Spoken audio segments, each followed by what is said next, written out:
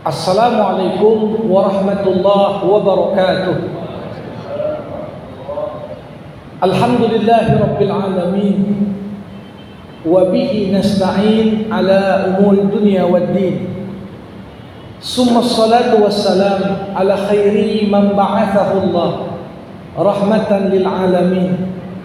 Sayyidil anbiya wal mursalin Rasulullah Muhammad sallallahu alaihi wasallam wa ala alihi wa ashabihi ajma'in. Allahumma 'allimna ma yanfa'una wanfa'na bima 'allamtana wa zidna ilma innaka antal alimul hakim. Bapak-bapak, ibu-ibu, saudara-saudari jamaah kajian Jumat pagi di Masjid Ma'ul Hayah yang dirahmati Allah Subhanahu wa taala. Marilah kita tak hentinya memanjatkan puja dan puji sebagai wujud rasa syukur kita kepada Allah. Kita ucapkan alhamdulillahirabbil alamin. Salawat berangkaikan salam kita hadiahkan kepada Rasulullah Muhammad sallallahu alaihi wasallam. Allahumma salli wa sallim wa barik alaihi. Jamaah rahimakumullah, manusia adalah makhluk yang istimewa. Keistimewaan manusia ini terlihat dari bagaimana manusia adalah makhluk yang bertanggung jawab. Kalau beberapa dari makhluk ciptaan Allah, mereka melakukan apapun yang mereka inginkan tanpa harus ada pertanggungjawaban, maka manusia berbeda dari malaikat, berbeda dari binatang dan tumbuhan. Allah berikan pada kita akal, dengannya kita berpikir. Allah berikan pada kita nafsu, dengannya kita terdorong. Dan Allah berikan pada kita qalbu atau hati, dengannya manusia menakar.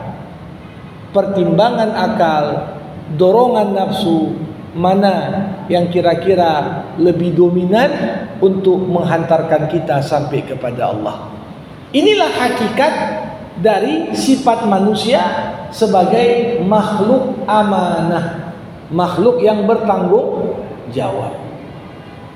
Di akhir surah Al-Ahzab, Allah Subhanahu wa taala pernah berfirman, "Inna aradnal amanata 'alas samawati wal ard fa abaina ay yahmilnaha wa ashfaqna minha wa hamalaha al-insan innahu kana zaluman jahula." Kami, kata Allah, udah tawarkan amanah kepada langit, kepada bumi, kepada gunung, tapi ketiganya menolak untuk memikul amanah itu. Lantas kami tawarkan pada manusia, manusia menerimanya. Sesungguhnya manusia karena adanya amanah ini berpotensi menjadi orang yang bodoh, sebagaimana berpotensi untuk menjadi orang yang zalim.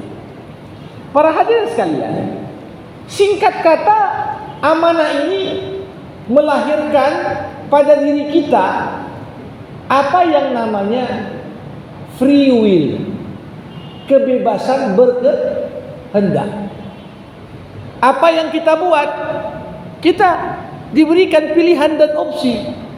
Apa yang mau kau buat? Di hadapan setiap kita, dalam apapun urusan yang kita hadapi, terhampar pilihan yang banyak. Maka manusia di situ diuji Allah lewat pilihan-pilihan yang dia buat. Inna hadainahus sabila, kami telah berikan petunjuk pada manusia jalan yang harus ditapakinya. Imma syakiran wa imma kafura. Apa manusia memilih jalan kesyukuran atau manusia memilih jalan kekufuran? Dalam ayat yang lain Allah katakan wa hadainahun najdain. Kami berikan kepada manusia petunjuk untuk pilih di antara dua jalan. Mau ambil yang kanan, mau ambil yang kiri. Mau berbuat yang A, berbuat yang B, berbuat yang C, berbuat yang D.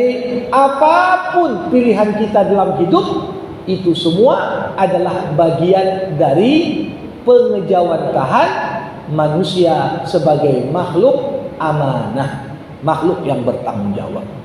Tidak terbayangkan, jamaah rahimakumullah, manusia itu akan dimintai pertanggungjawaban kalau kita nggak pernah diberikan hak pilih.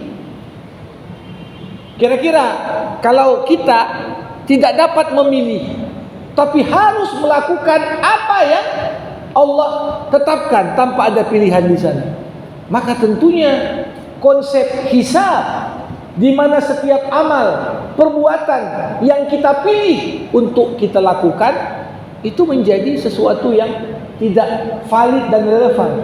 Gimana orang ditanya, kenapa kau buat A, kenapa kau buat B, sedangkan kita pun tidak punya porsi, walaupun cuma sekedar menentukan pilihan pada apa-apa yang kita jalani dalam kehidupan. Jamaah rahimakumullah, agar manusia dalam hidupnya ini tidak salah pilih, Allah Subhanahu wa ta'ala berikan kepada kita banyak hal yang bisa membantu kita dalam menentukan pilihan. Pertama, Allah berikan kepada manusia yang namanya akal pikiran. Akal pikiran itu rasio.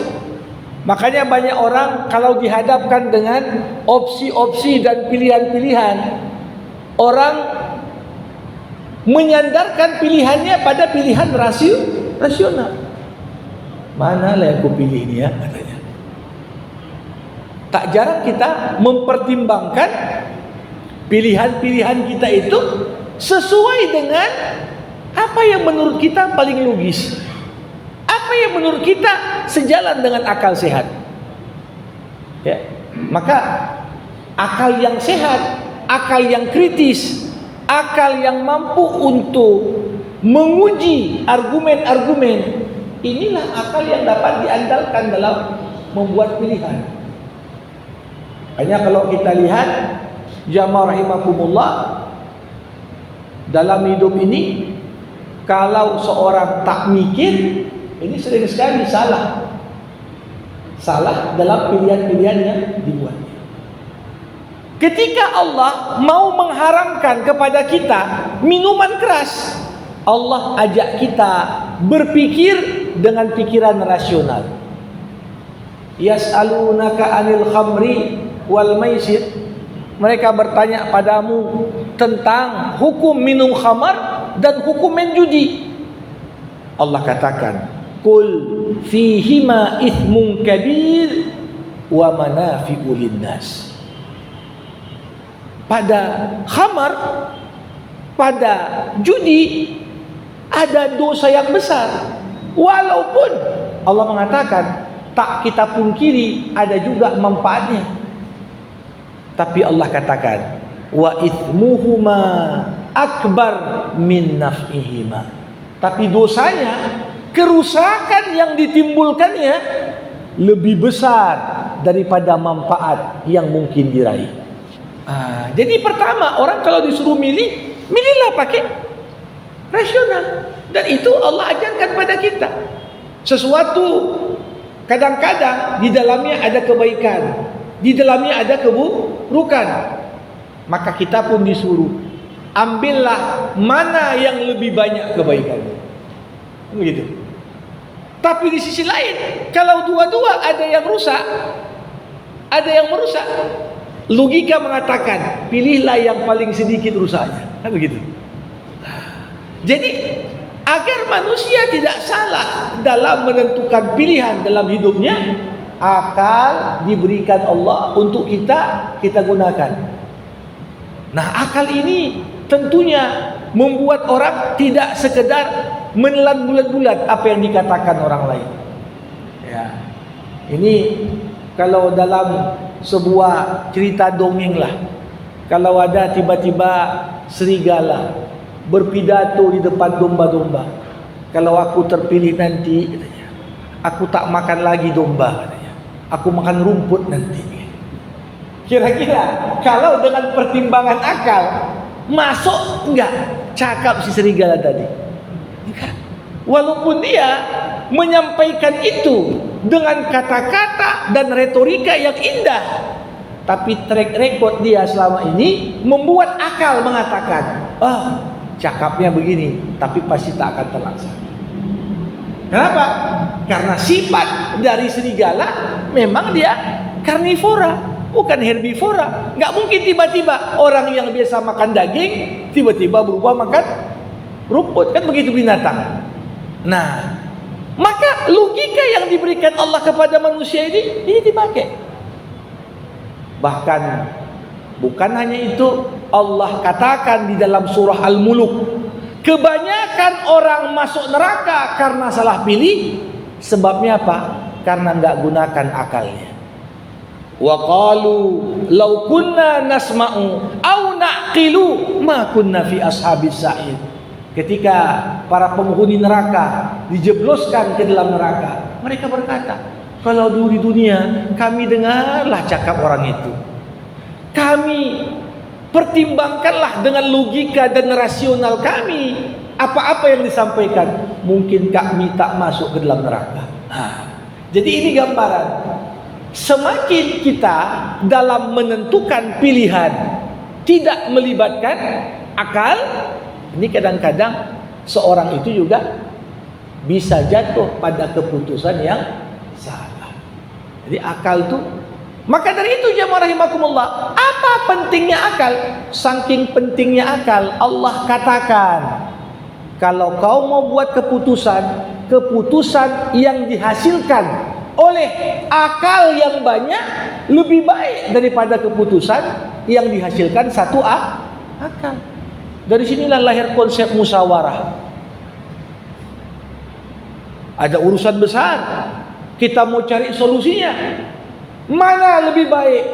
Solusi hasil pemikiran satu akal atau solusi pemikiran banyak akal?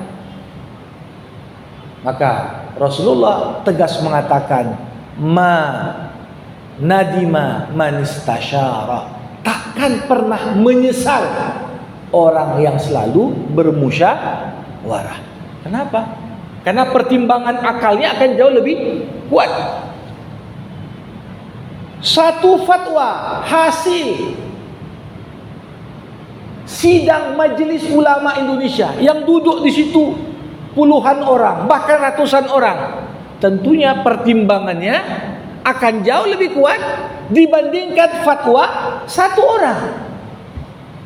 Mungkin dia mengatakan, menurutku ini gak apa-apa ini, tapi majelis ulama lewat komisi fatwa duduk di situ ramai orang mengatakan ini tak betul ini. Maka keputusan melibatkan lebih banyak pertimbangan rasional, itu juga pastinya akan lebih dekat kepada keputusan yang tidak salah. Yang pertama, ya rahimakumullah. Yang kedua, manusia dalam menentukan pilihannya diberikan Allah juga yang namanya nafsu. Selama ini kalau disebut nafsu selalu konotasinya negatif. Seakan-akan nafsu aja ini pilihnya, kan begitu. Padahal jamaah rahimakumullah, nafsu itu pada dasarnya sifatnya netral. Nafsu itu netral. Ada nafsu yang dapat dipuaskan lewat cara yang halal, ada nafsu yang dipuaskan lewat cara yang haram. Jadi ketika seorang ingin membuat suatu keputusan, satu pilihan, satu hal yang menentukan kemana dia akan melangkah, ketika kita lebih condong menjadikan pilihan kita didasarkan atas dasar nafsu, dalam pengertian nafsu identik dengan cinta dunia. Nah, di sini yang sering sekali membuat kita kecewa. Kita pikir, wah, kalau udah pilih ini cocok lah, nanti dia naik, aku pun ikut naik, katanya. Tapi berapa sering apa yang manusia pertimbangkan lewat nafsunya ternyata tidak sesuai dengan apa yang diharapkannya.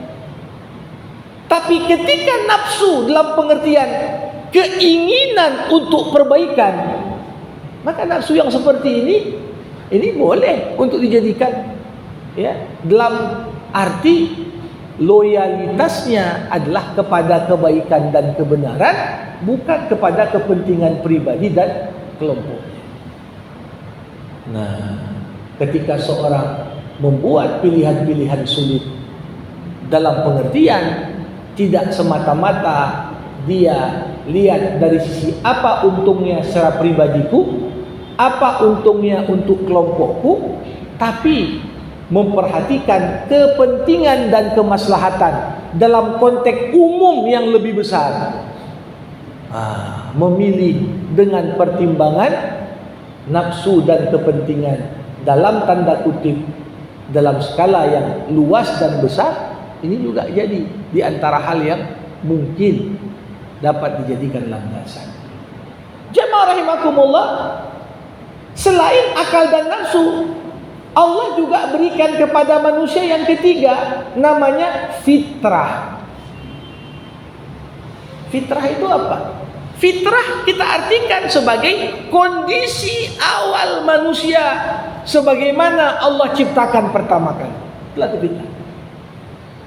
Kalau untuk sederhananya, kita semua punya handphone. Setelah kita beli handphone, mulailah kita setting ringtone-nya, kita setting wallpaper-nya, kita setting suaranya, kita setting ini dan itunya. Begitu banyak. Tapi kadang-kadang ditanya, apakah kamu ingin mengembalikan pada settingan awal? Default ya, setting. Ketika kita balik ke settingan awal, balik lagi seperti settingan keluar dari pabrik pertama kali. Manusia begitu juga, jamaah rahimakumullah. Setiap manusia sebelum Allah ciptakan di muka bumi ini, Allah sudah tanamkan sifat-sifat tertentu dalam diri kita yang dinamakan dengan sifat fitrah.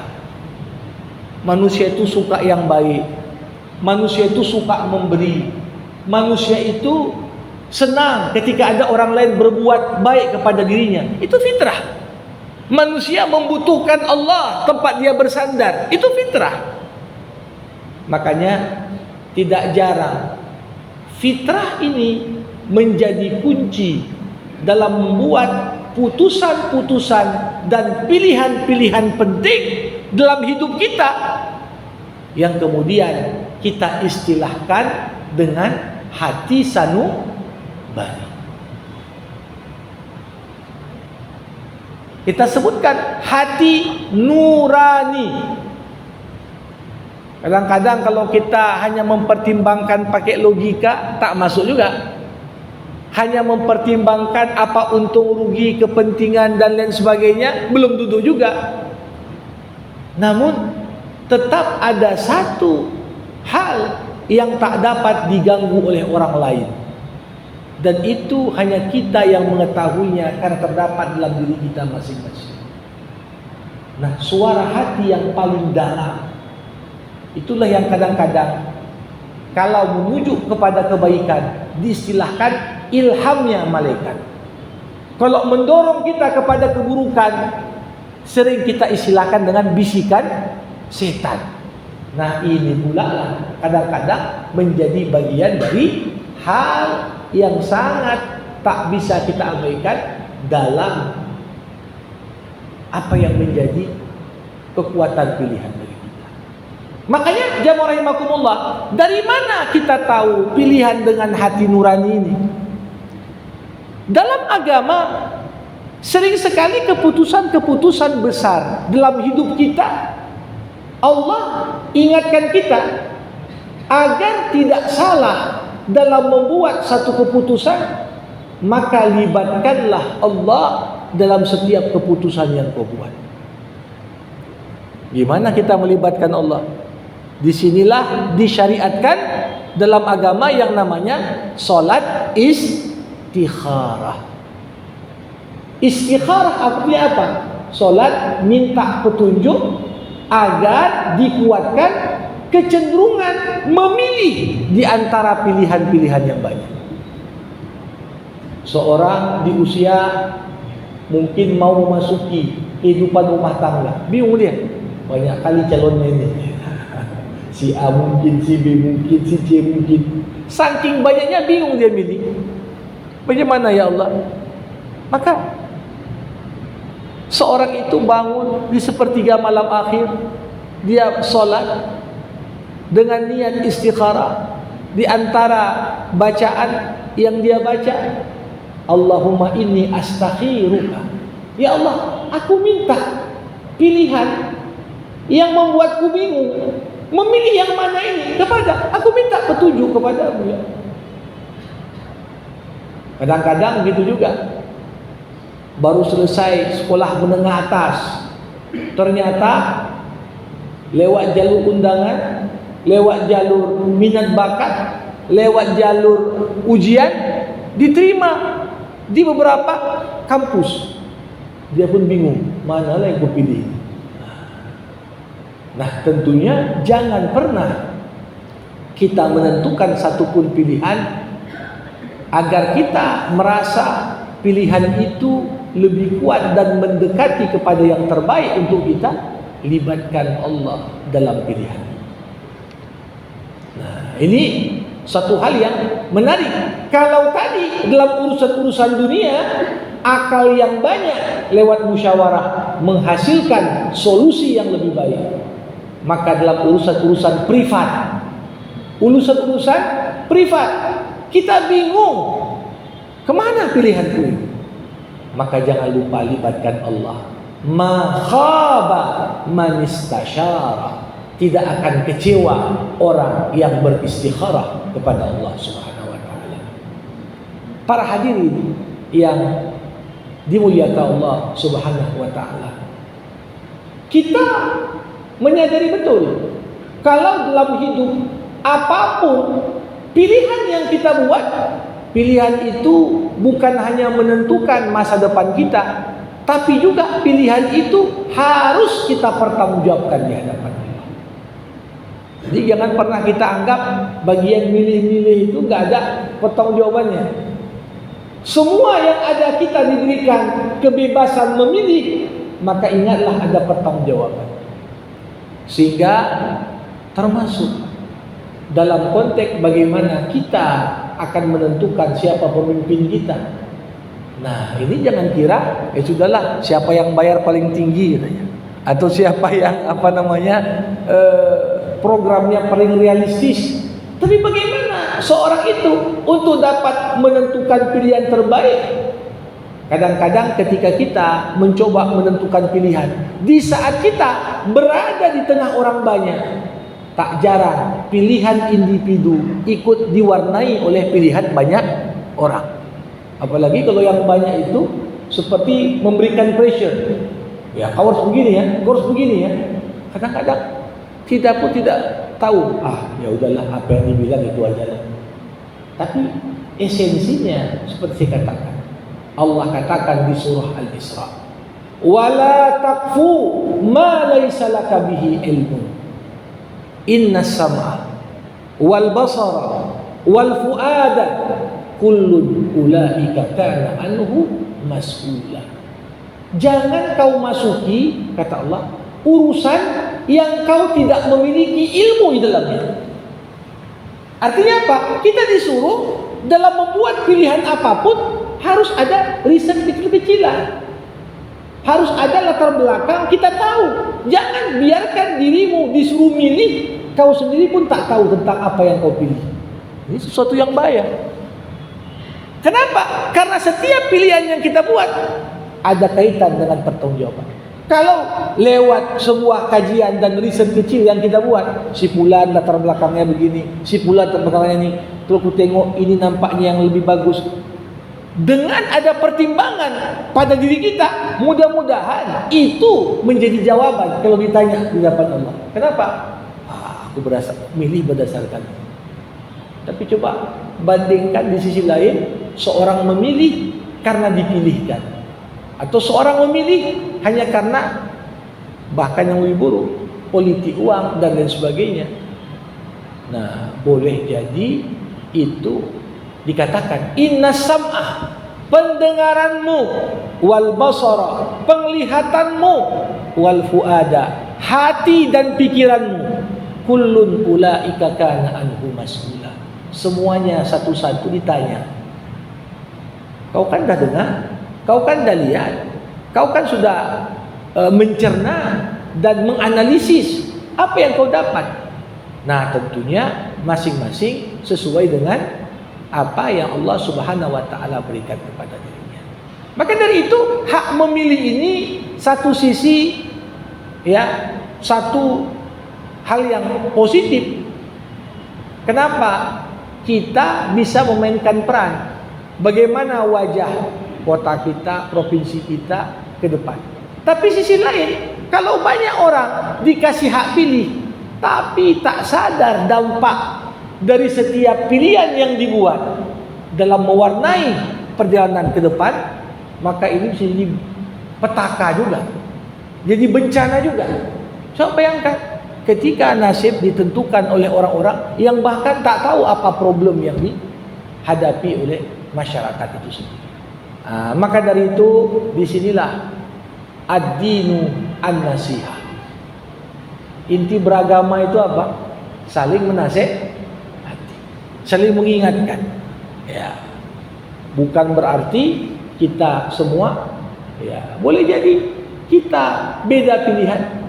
Beda pilihan bukan berarti membuat rusak hubungan silaturahim. Ya, tapi bagaimana minimal pilihan-pilihan itu mendorong dan menguatkan kita. Kita bukan memilih sekedar saja, tapi memang didasarkan pada satu pertimbangan logika yang kuat, pertimbangan emosional yang kuat, termasuk pertimbangan hati nurani yang kuat. Sehingga lewat putusan yang diputuskan oleh 3 pertimbangan tadi, insya Allah ini menjawab pertanggungjawaban kita di hadapan Allah Subhanahu wa taala. Para hadirin yang saya muliakan, kalau kita melihat bagaimana manusia lewat free will, kebebasan berkehendak yang Allah berikan, dalam agama saja ada hal-hal yang dapat menghilangkan kebebasan berkehendak. Pertama apa? Gila. Orang gila ada nggak kewajiban sholat? Enggak. Orang gila wajib puasa enggak? Enggak. Baru dia bertanggung jawab secara agama kalau gilanya udah hilang, balik waras dia, baru ada pertanggungjawaban. Artinya apa? Pilihan. Kalau disertai dengan kegilaan, itu tidak ada nilainya di sisi Allah. Yang kedua, anak-anak berbuat sesuatu itu belum ada pertanggungjawaban hukumnya. Makanya begitu juga konsepnya. Siapa yang punya hak suara? Orang yang dianggap sudah bisa berpikir. Kalau dalam artinya undang-undang 17 tahun dianggap sudah balik dan sudah bisa berpikir, mempertimbangkan masa depan. Dalam agama pun anak-anak, kalaupun dia sholat itu, ya artinya belum ada dosa dan pahala kembali kepada sang anak, tapi itu bagian dari pembiasaan baik yang dilakukan orang tua kepadanya. Nah, baru yang ketiga, rusak kebebasan berkehendak. Kapan dalam agama? Ketika kita dipaksa. Ketika kita dipaksa. Apapun keputusan orang hasil paksaan, itu secara agama nggak bisa dia pertanggungjawabkan. Ya, aku pun terpaksa aku buat begini. Kenapa? Diancam mau dibunuh, diancam mau begini, diancam mau begitu. Maka begitu juga semakin setiap pilihan yang kita buat bebas dari unsur intimidasi dan keterpaksaan, semakin itu menjadi sesuatu yang betul-betul mencerminkan pilihan orang yang bertanggung jawab.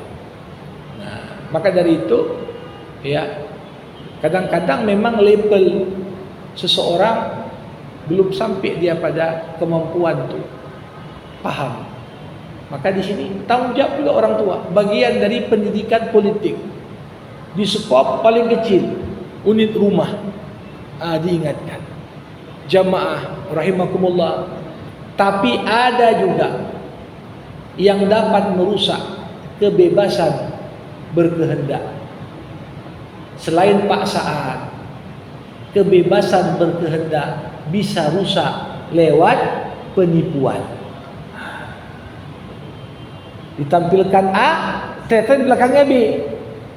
Ditampilkan B, ternyata di belakangnya tak sesuai dengan apa yang ditampakkan. Nah, ini juga bisa membuat seorang itu buat salah pilih. Makanya semua bentuk penipuan itu tak sejalan dengan konsep amanah. Dulu pernah Nabi Muhammad pergi ke pasar, mau mengawasi para pedagang di Madinah. Sampailah Nabi ke toko yang jual kurma. Ditengoknya ada goni besar situ. Di atasnya cantik kurmanya itu, kering, bagus, besar-besar. Nabi masukkan tangannya ke bawah. Ternyata di bawahnya lembek, berair, dan terkesan busuk. Nabi keluarkan tangannya. Penjual, kenapa di bawahnya basah?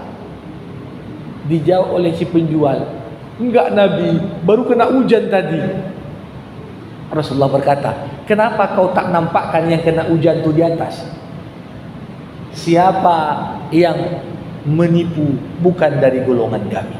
Nah, ini walaupun konteksnya hadis ini cerita mengenai jual beli, tapi pada dasarnya jamaah rahimakumullah, ini mencakup beragam aspek dalam kehidupan kita.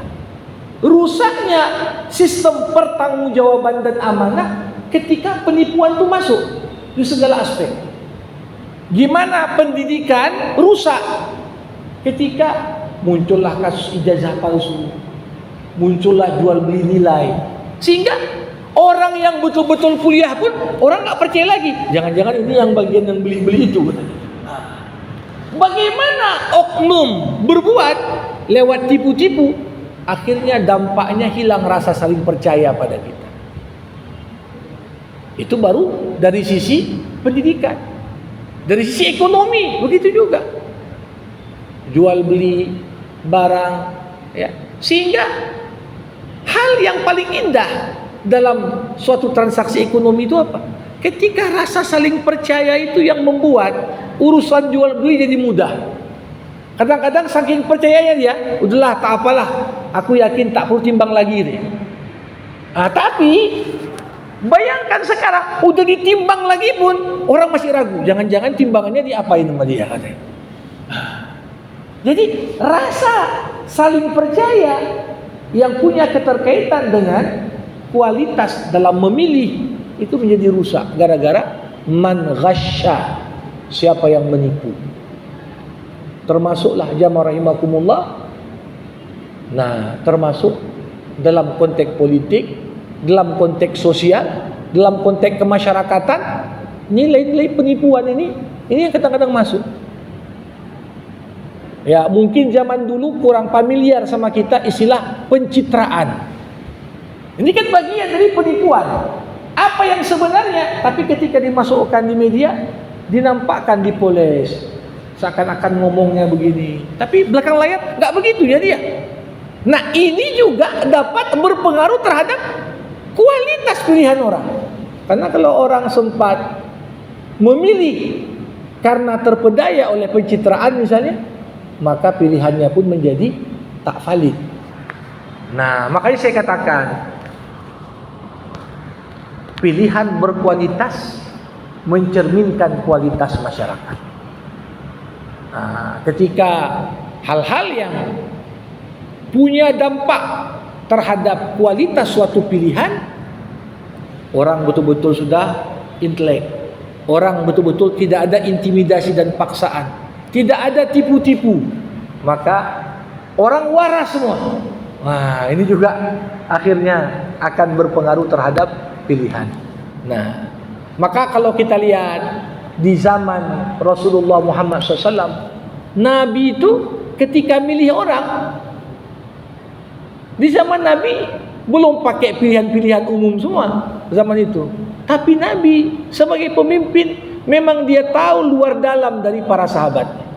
Tahu dia si fulan punya leadership yang kuat, si fulan punya leadership yang lemah.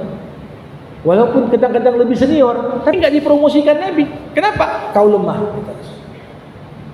Tapi begitu wafat Rasulullah, berubahlah pendekatan milih. Abu Bakar dipilih aklamasi, karena ditengok nggak ada yang lebih dekat dengan Rasulullah melebihi Abu Bakar. Jadi imam solat terakhir Nabi. Wah, kalau begitu Abu Bakar kita pilih. Nah, Abu Bakar ketika meninggal, siapa gantinya? Abu Bakar nggak buka pemilihan umum, langsung dia tunjuk Umar penggantiku. Umar penggantiku. Ketika ditanya, setuju orang. Oh ya, memang betul lah Umar yang paling cocok. Ketika Umar menjabat 10 tahun, makin banyak kaum terpelajar sudah. Mulailah Umar ketika dia masa sakit setelah ditusuk, siapa penggantimu Umar? Aku gak mau tunjuk, kata Umar. Dibentuklah tim 6 sahabat terbaik, 4 orang mundur, tinggal 2 orang jadi kandidat, Utsman dan Ali. Dan 4 orang yang mundur jadi tim KPU-nya. Kamilah panitia pemilihan. Apa yang dilakukan? Referendum. Ditanya sesuatu rumah, kau milih Abu Bakar, kau milih Utsman atau milih Ali? Akhirnya dapatlah data lebih banyak pilih Utsman. Diangkatlah Utsman. Tapi ketika Utsman terbunuh, siapa memimpin? Kalau dibuat lagi dalam kondisi darurat seperti itu, ini enggak kondusif. Maka begitu Utsman terbunuh, langsung sebagian sahabat membaiat Ali. Udah, kau kan yang lalu kandidat pesaingnya, kami angkat kau. Di momen darurat itulah maka banyak hal-hal yang kita mudah-mudahan berjalanlah dengan baik, dan tentunya betul-betul mencerminkan pilihan masyarakat yang menginginkan kebaikan. Ini beberapa hal tuntunan prinsip-prinsip dari agama kita, memilih dengan pertimbangan logis, memilih dengan pertimbangan emosional, memilih lewat hati nurani dan kata hati. Itu 3 hal yang enggak boleh kita abaikan. Demikian yang dapat kami sampaikan di kesempatan pagi ini. Kita buka forum diskusi dan tanya jawab bagi yang mau bertanya maupun berkomentar. Dipersilakan. Assalamualaikum warahmatullahi wabarakatuh.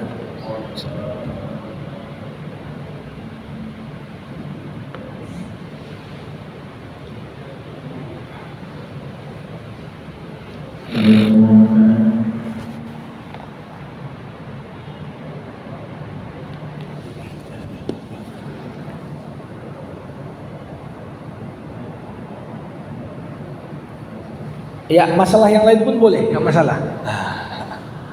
Topik kita terbuka. Silakan.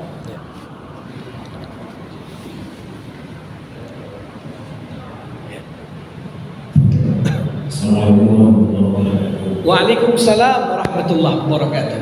Ustaz, dalam konteks tadi mungkin kita bisa salah pilih karena mungkin ada penipuan, pencitraan.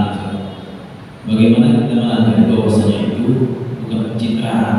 Kalau hanya dari sisi misalkan histori atau track record semuanya, ya kawan boleh saja misalkan dia terpilah misalnya, sudah berubah misalkan. Nah, kan satu hal yang wajar juga misalkan dalam konteks demokrasi ini namanya orang selalu berambisi untuk bisa dipilih.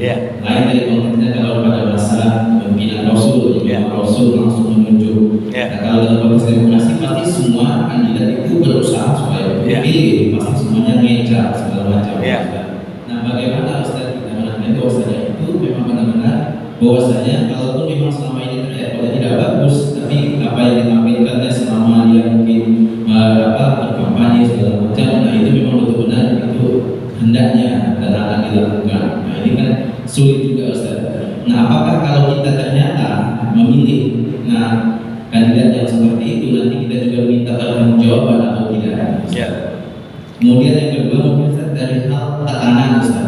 Tekanan ini sejauh mana tadi kalau kita misalkan salah pilih karena tekanan, nah sejauh mana tekanan itu untuk bagi pemilih itu tidak diminta pertanggungjawabannya? Ya. Baik. Jamaah rahimakumullah. Menarik tadi kalau kita melihat Allah Subhanahu wa taala berikan pada manusia akal. Akal ini menuntun kita berpikir logis dan rasional. Tentunya kita tak pernah tutup kemungkinan orang mungkin berubah. Tapi harus kita ingat, berubah adalah pekerjaan yang paling berat. Harus betul-betul berangkat dari kesadaran dan cerminan penyesalan sehingga lahir ada perubahan. Kalau nampak tak menyesali, tiba-tiba ngomong kita rubah nanti gini semua, tapi omongannya itu tak ada penyesalan apa yang pernah dibuat. Nah ini tentunya seorang mukmin memang kita mengedepankan husnuzan kepada orang. Tapi kalau orang yang sama pernah menipu, kita juga diingatkan Nabi, janganlah seorang masuk lubang yang sama dua kali, kan begitu. La yaldagul muslim fil juhri marratain. Makanya kalau orang pernah ada track record tak baik, para ulama mengatakan bukan artinya suuzon, tapi perlu bangun kewaspadaan.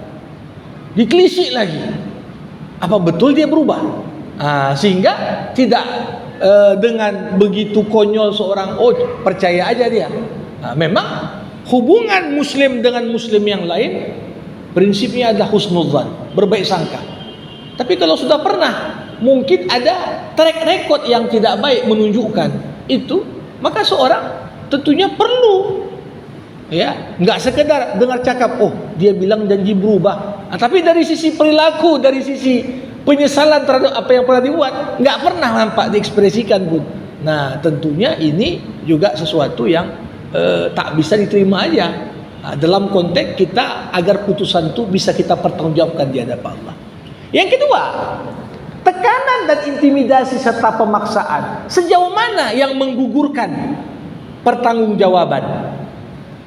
Dalam fikih Islam yang namanya ancaman dan tekanan itu ada dua macam.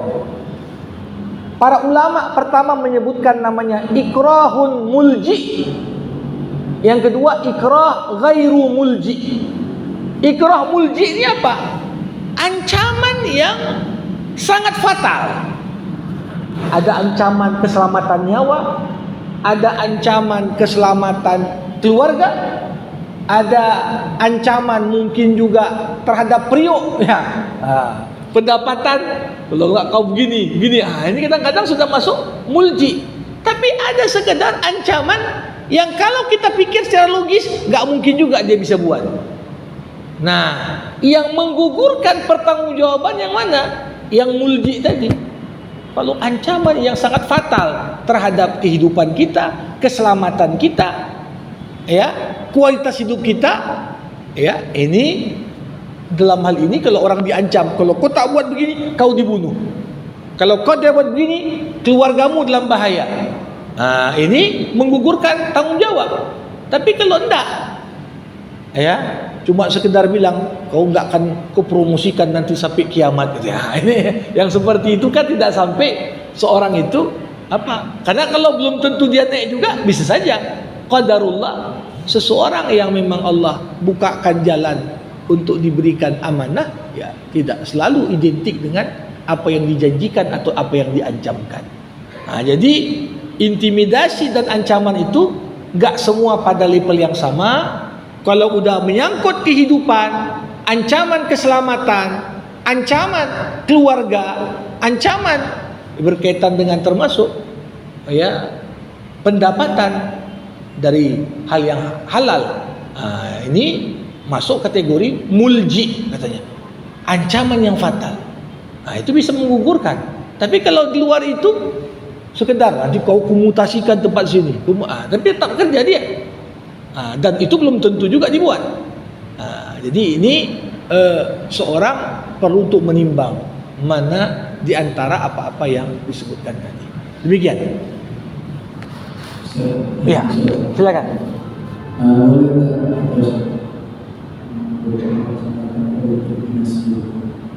Membicarakan politik di masjid. Ya. Para hadirin rahimakumullah, masjid selain berfungsi sebagai tempat ibadah, tapi masjid adalah sentra aktivitas umat Islam. Inilah fungsi masjid di zaman Rasulullah. Saya pernah membuat sebuah riset tentang fungsi masjid di zaman Nabi. Itu kurang lebih berdasarkan riwayat-riwayat yang ada, hadis-hadis yang ada, peristiwa-peristiwa yang pernah dijalankan Rasulullah di masjid. Kurang lebih ada 16 fungsi masjid di zaman Nabi. Yang sayangnya kebanyakan masjid di zaman sekarang mungkin fungsinya tinggal 1 atau 2 atau paling banyak 5 fungsi lagi. Banyak fungsi-fungsi lain kemudian mulai tereduksi bahkan ditinggalkan. Nah, di antara fungsi masjid di zaman Rasulullah, bahkan kalau mau rapat urusan perang, membicarakan urusan hajat hidup orang banyak yang kita istilahkan zaman sekarang dengan istilah politik, itu juga dibahas di masjid. Jadi tentunya politik di masjid, politik keumatan, bukan politik partisan.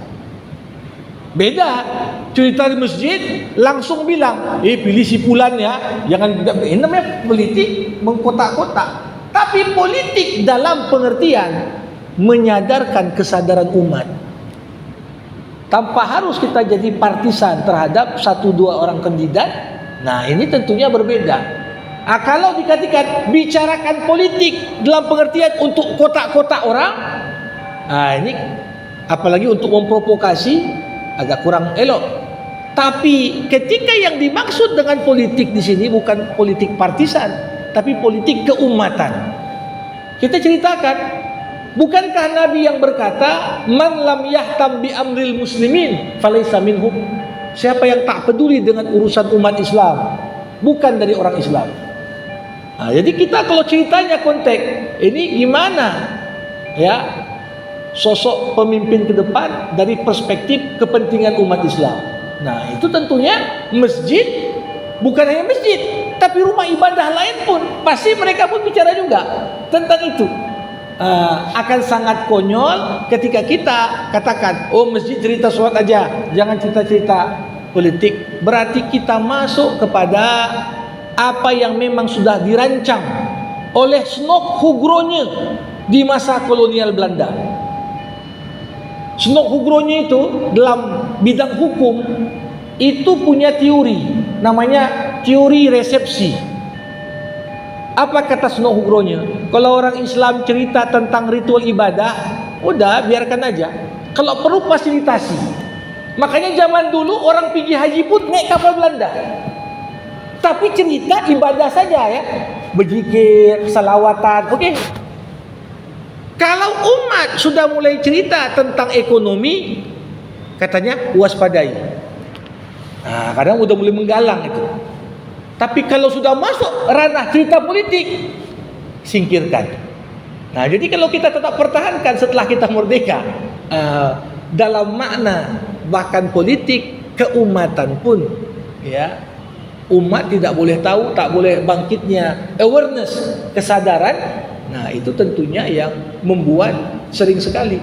Yang sayangnya bahkan kadang-kadang bukan itu apa-apa. Kadang-kadang kandidat non-muslim pun masuk masjid untuk kampanye, kita diamkan.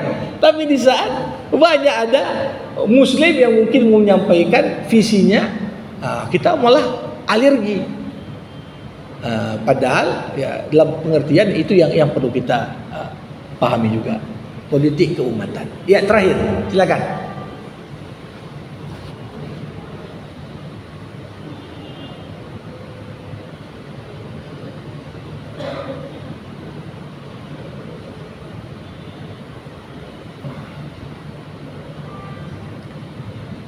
Assalamualaikum warahmatullahi wabarakatuh. Waalaikumsalam warahmatullahi wabarakatuh. Silakan. Kalau tadi yang saya tangkap dari ceramah Ustaz tadi membahas mengenai ambisi dan nafsu.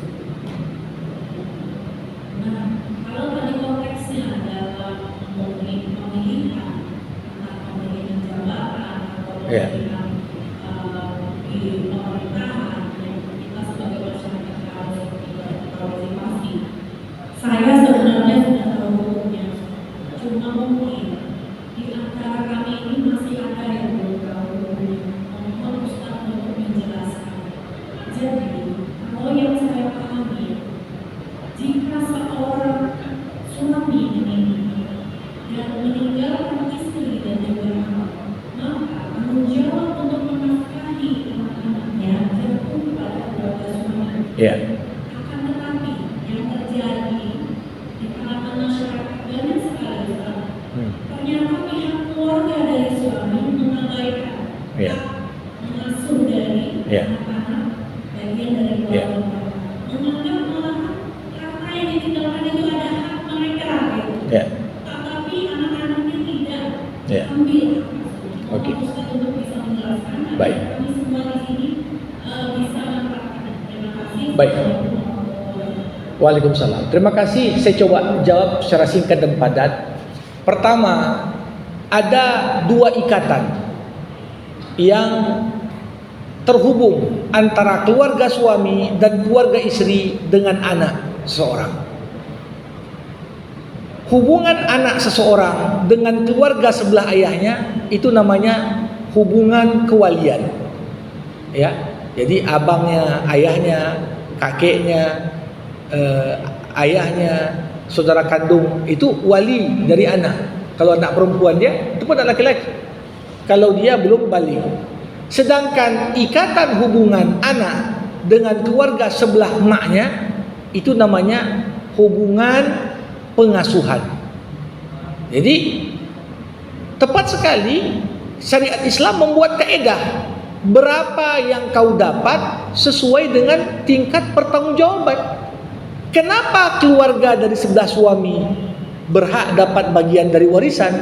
Karena memang ada limpahan tanggung jawab yang diberikan pada mereka. Misalnya dalam kasus seorang meninggal dunia, anaknya perempuan semua. Anak perempuan kalau lebih dari satu dapat 2/3. Tapi abang atau adik kandung dari ayah si anak yang meninggal, yang ayah yang meninggal tadi ini dapat bagian sebagai asobah. Nah, tapi jangan hanya dia tengok, ya berapa bagian kami. Harus juga dia perhatikan, diberikan uang itu kalau banyak ya syukur, kalau enggak supaya terbangun ikatan perwalian tadi. Ini anak perempuan ini yang tanggung jawab sampai menikahkan dia, sehingga limpahan tanggung jawab itu pindah kepada suaminya, yaitu paman-pamannya, abang dan adik ayahnya. Kan begitu. Tapi ketika orang hanya fokus pada berapa bagian hakku, tapi lupa berapa kewajiban dan tanggung jawabku, ini yang membuat pada akhirnya ujungnya apa? Seorang sebelum meninggal pun ngakal-ngakali juga. Ya, daripada ku kasih itu adik-adikku, bagus ku hibahkan semua biar anakku hidup nanti, kan begitu. Itu semua kenapa? Karena dari awal dia pun gak yakin meninggal apa anakku nanti diurus sama abang atau adikku. Sehingga udahlah, surat tadi disembunyikan. Artinya si abangnya pun merasa, harta kita gak dapat. Emang dari awal pun tak menunjukkan ingin mau mengasuh, ingin mau peduli. Nah, disinilah maka dalam Islam terlepas suami dan istri bercerai, anak tak lepas dari hubungan dengan keluarga ayahnya dan hubungan dengan keluarga ibunya, lewat ikatan perwalian atau lewat ikatan pengasuhan. Nah, itulah indahnya hukum Islam tadi, sehingga nggak bisa, tetap ada hak keluarga sebelah maknya. Kalau anak di bawah umur meninggal anaknya, siapa yang ngasuh? Ya kamilah. Kami punya prioritas untuk ngasuh dari sebelah mak. Tapi bagian biaya-biaya, bagian keluarga sebelah ayah. Itulah pamannya di situ. Ya, bukan hanya menikahkan saja, ya biaya-biayanya kalau kurang tambahinlah sedikit, kan begitu juga. Nah, ini juga bagian dari pembagian dan distribusi hak dan tanggung jawab. Allahu a'lam. Terima kasih. Alhamdulillahirabbil alamin. Hamdan yuwafi ni'amah wa yukafi'u mazidah. Ya Rabbana lakal hamdu kama yanbaghi li jalali wajhikal karim wa li 'azimi sultanik. Allahumma salli ala sayyidina Muhammad wa ashghilidh dhalimin bidh-dhalimin wa akhrijna min bainihim salimin. Allahumma 'allimna ma yanfa'una wanfa'na bima 'allamtana wa zidna ilma innaka antal alimul hakim. Allahumma khtim lana bihusnil khatimah wa la takhtim alaina illa bihusnil khatimah. Allahumma ati nufusana taqwaha wa zakkiha anta khairu man zakkaha anta waliyuha wa maulaha. Allahumma arzuqna imaman adila wa la tusallit alaina bidhunubina man la yakhafuka wa la yarhamuna. Rabbana atina fid dunya hasanah wa fil akhirati hasanah wa qina adzabannar. Wa sallallahu ala sayyidina Muhammad wa ala alihi wa sahbihi ajmain walhamdulillahi rabbil alamin. Terima kasih. Mohon maaf atas segala kekurangan. Assalamualaikum warahmatullahi wabarakatuh.